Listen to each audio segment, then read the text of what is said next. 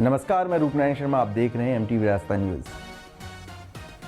जय हिंद का नारा देने वाले नेताजी सुभाष चंद्र बोस की आज जन्म जयंती है। आज हम उनके बारे में आपको कुछ रोचक किस्से बताएंगे। I do not know how many of us who are going to participate in the coming battle will survive to see India free. But whether we survive or not, whether we individually live to see India free or not, we are confident that India shall be free. ये रास्ता सीधा है, हमें अपना खून बहाना है, हमें कुर्बानी उठाना है, सब रुकावटें का सामना करना है। हम जिंदा रहेंगे या तो मरेंगे, कोई बात नहीं है। बात कोई सही बात यह है, अहम बात यह है, आखिर में हमारी कामयाबी होगी, हिंदुस्तान आजाद होगा। There is no power on earth that can keep India enslaved anymore. Let us strive for India's freedom, one way march.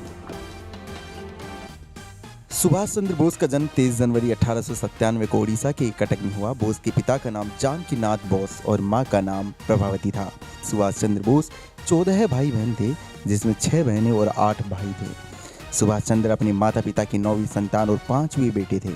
संपन्न बंगाली परिवार में जन्मे नेताजी ने अपनी प्रारंभिक पढ़ाई कटक के रिविशाव कॉलेजिएट स्कूल में की।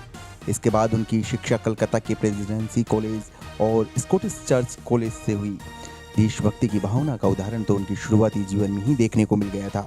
बचपन में उन्होंने अपने शिक्षक के भारत विरोधी बयान पर घोर आपत्ति जताई थी और तभी सबको ये लगने लगा था कि वे गुलामी के आगे सिर झुकाने वालों में से नहीं हैं। सुभाष चंद्र बोस ने आज़ादी से पहले ही अपनी सरकार बना ली थी और 9 देशों की सरकार ने उनको मान्यता भी दे दी। देखिए इस रिपोर्ट में। अंग्रेजों की सरकार के समय नेताजी सुभाष चंद्र बोस ने 21 अक्टूबर 1943 को वो कारनामा कर दिखाया जिसे अब तक किसी ने करने के बारे में सोचा तक नहीं था। उन्होंने आज़ादी से पहले ही सिंगापुर में आज़ाद हिंद सरकार की स्थापना की। नेताजी ने सरकार के जरिए अंग्रेजों को साफ कर दिया कि अब भारत में उनकी सरकार का कोई अस्तित्व नहीं है और भारतवासी अपनी सरकार चलाने में पूरी तरह से सक्षम हैं।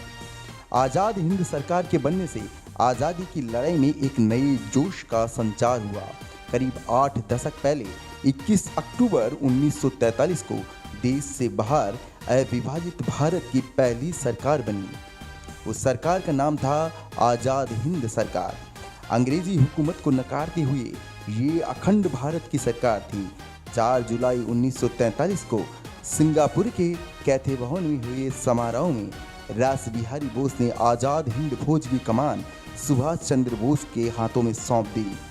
इसके बाद 21 अक्टूबर 1943 को आज़ाद हिंद सरकार की स्थापना हुई। जापान ने 23 अक्टूबर 1943 को आज़ाद हिंद सरकार को मान्यता दी। सुभाष चंद्र बोस भारत की पहली आज़ाद सरकार के प्रधानमंत्री, विदेश मंत्री और रक्षा मंत्री थे। वित्त विभाग एस.सी. चटर्जी को, प्रचार विभाग एस.ए. अय्यर को और महिला संगठन कैप्टन लक्ष्मी स्वामीनाथन को सौंपा गया। आज़ाद हिंद सरकार को 9 देशों की सरकार ने अपनी मान्यता दी थी, जिसमें जर्मनी, जापान, फिलीपींस जैसे देश शामिल थे। आज़ाद हिंद सरकार ने कई देशों में अपने दूतावास भी खोले थे। सुभाष चंद्र बोस की महात्मा गांधी के साथ वैचारिक मतभेद भी थे, इसलिए उन्होंने कांग्रेस भी छोड़ दिया था। देखिए इस रिपोर्ट में। सुभाष चंद्र बोस महात्मा गांधी की अहिंसा के विचारों से सहमत नहीं थे। वास्तव में महात्मा गांधी उदार दल का नेतृत्व करते थे। वहीं सुभाष चंद्र बोस जोशीले क्रांतिकारी दल के प्रिय थे। महात्मा गांधी और सुभाष चंद्र बोस के विचार अलग अलग थे, लेकिन वे ये अच्छी तरह जानते थे कि महात्मा गांधी और उनका मकसद एक है, यानी देश की आज़ादी।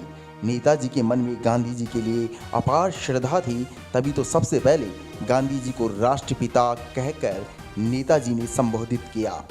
हालांकि गांधी जी के विरोध के चलते ही इस विद्रोही अध्यक्ष ने त्यागपत्र देने की आवश्यकता महसूस की और गांधी की लगातार विरोध को देखते हुए उन्होंने स्वयं कांग्रेस छोड़ दी।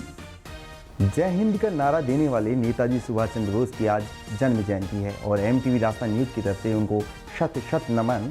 आप देखते रहिए एमटीवी राजस्थान न्यूज़। फिलहाल इतना ही। नमस्कार।